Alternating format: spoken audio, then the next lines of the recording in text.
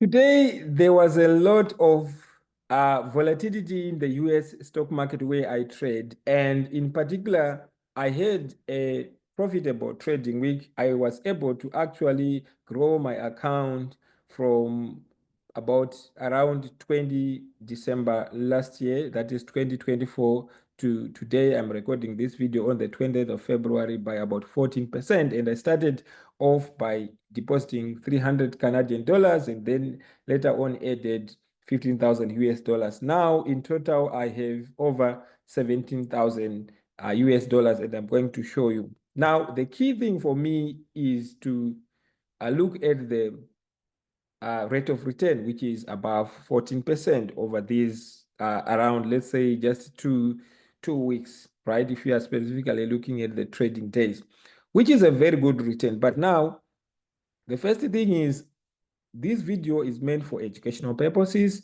Trading comes with risk. So just make sure that when you are trading, you should be prepared to potentially lose money and also make money. But at the end of the day, what matters is if you are able to make more money than you lose, which is the extremely difficult thing, then you become a successful trader. Now, before I show you the profit, I think for context, it is very, very important to provide background because some people might be saying, well, what does it take to become a profitable trader? And for me, I started taking trading last year actively, and I was looking at my profit and loss. Last year, I was able to, be profitable, and this year so far, so good. But the tricky thing about trading is you might be doing really, really well, right? And then you suddenly do one stupid thing, and then you blow the whole portfolio. So it is very, very important to manage your risk, and I do so by only trading the securities that I understand. Now, for more context, I trade in the US stock market, but I'm an economist, and that means I have a bit of understanding of how the markets work. And also by practicing and observing what's really going on in the market, that kind of gives me an edge. The way that I look at it, there's someone who is waiting to take your money. So each time that I make money, most likely I will have, someone might have lost the money because I'm betting that the market probably is going to go up and somebody is betting that it's going to go down. And then that interaction is the one that, usually results in the profit and loss. Now, what do I look at before I start trading? I think the first thing is, like I said in this channel, I wake up around 5 a.m. and I read the barons and check what's really going on in the US where I trade. Is there some news that is most likely going to move the market? Now, because I have been looking at few stocks like Nvidia, Tesla in the equities market in the US, and Amazon, for example, that I like to trade through their leveraged ETFs, right? Leveraged ETFs basically is like instruments that are created out of, let's say, NVIDIA, right? Maybe it is twice as volatile if it is twice leveraged or -2 leveraged. In other words, if it's leveraged 2 times, if NVIDIA goes up by 10%, it goes up by twice. And likewise, if it goes down by twice more. So that is the danger of trading leveraged ETF. So I have to use a tight stop loss. Now, once I backtested my data to see and understand the technical level, the resistance level, to say maybe this is the short-term level, and I do that by actually understanding the demand and supply zone. Demand zone, these are levels that buyers are actually in control, and usually what they do is they can then possibly push the prices up. And when sellers are in control, likely the price is going to go down. And what that means is that in that case, if I was to trading options, I would be taking a put. In other words, I am betting that it's going to go down. So as the price of that security goes down, my put is actually going to make more money. And if I was trading options as well, if I was bullish and believing that security was going to go up, I was going to be taking a call. Some people do all sort of complicated options, but I did that, but I realized that for me, I want to just trade shares. In this case, I like leverage ETF because my capital is not much. In this case, I started off with 16,000 US and the 300 Canadian dollars that I mentioned. But at the end of the day, I want to be consistently profitable, right? If I'm able to grow that account, maybe when it gets to become a big account, let's say 50, 100,000, then I can maybe possibly now trade the shares like NVIDIA, because it's honestly the same in a way that if I'm trading the shares for NVIDIA, for example, if it's trading at let's say $120, for example, it means that that's 12,000 for 100 shares. If it moves by $4, if I'm able to capture that, it would be a $400 trade, right? But for right now, I'm taking smaller trades given my current income. So let me just show you the profit and loss, because I promise to be transparent about this, whether I'm going to make money or to lose.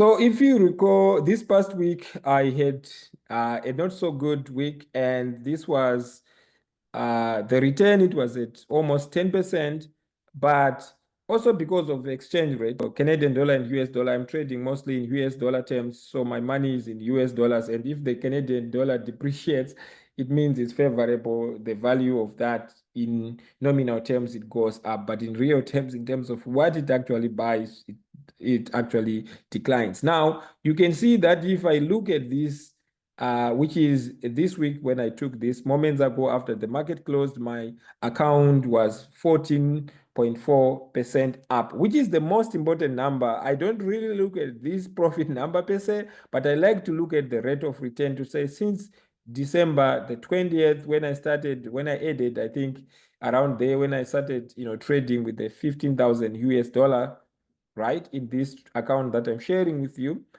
then I have been able to compound my money at this rate. This is what is important for me. And right now I am all cash. I just like to keep the cash because the market has been very volatile. And if the equities market is really up, usually the VIX will have dropped, right? Next week, there's a lot of economic data, so I expect a lot of volatility. But if it drops, then I will be trading the VIX through the ETFs. If the equities market drops, I will be trading NVIDIA or other securities that will be in play. For example, I look at the volume, I look at certain levels, like I indicated, both fundamental and technical analysis. If you want to learn more about that, please feel free to reach out so that I can share some more insights on how to do that. I'm not an investment advisor. Some people have asked me to manage their funds. I don't do that. I think at this point, the least that I can do, the most that I can do, I would say, is to just create this educational content. If you want some coaching, then I can coach you to manage your own account. And then you take the risks in your own. But of course, it takes time. For me to get to this level, there are a lot of people who are much more successful than me, but I'm happy with my performance because the most important thing is to be consistent. So we will see. It's too early, right, to call the shots. I'm going to see how this account is going to grow. So today I was busy creating content, recording for the podcast. So I didn't trade much, but the most important thing is I was able to grow the account to 14.4% this week. And I'm hoping next week, this account is also going to be, it's going to be a trade profitable week. At the end of the day, I think it is very, very important to understand that when you are trading, at least from my experience, losses are part of the game. So what am I saying in this as I conclude? I think it is very, very important to understand that trading comes with risks, but also to educate yourself before you start trading. Some people, they start with paper accounts and then they move on to trading their own money, starting, let's say, with a smaller amount, 1,000 that you're willing to lose, for example. And then if you are able to compound it, then you can grow that account. But it's extremely difficult to actually move the needle with very little capital. So what I've seen is like that's why I had to add a little bit more skin into the game to add like 15,000 US dollars. It's a lot of money for me and my family. So, but I can afford to kind of like play with that. So that is very, very important. So let's say if I'm able to consistently grow this account, I think I will see I will get to a point where now I can maybe trim it and maybe get to a point where I'm kind of like using different strategies, because right now I'm mostly day trading. That means I'm getting in and getting out and staying mostly in cash, unless maybe the sentiment in the market changes. Right now it's bearish. So that's it for this week. I wanted to just update you as I promised.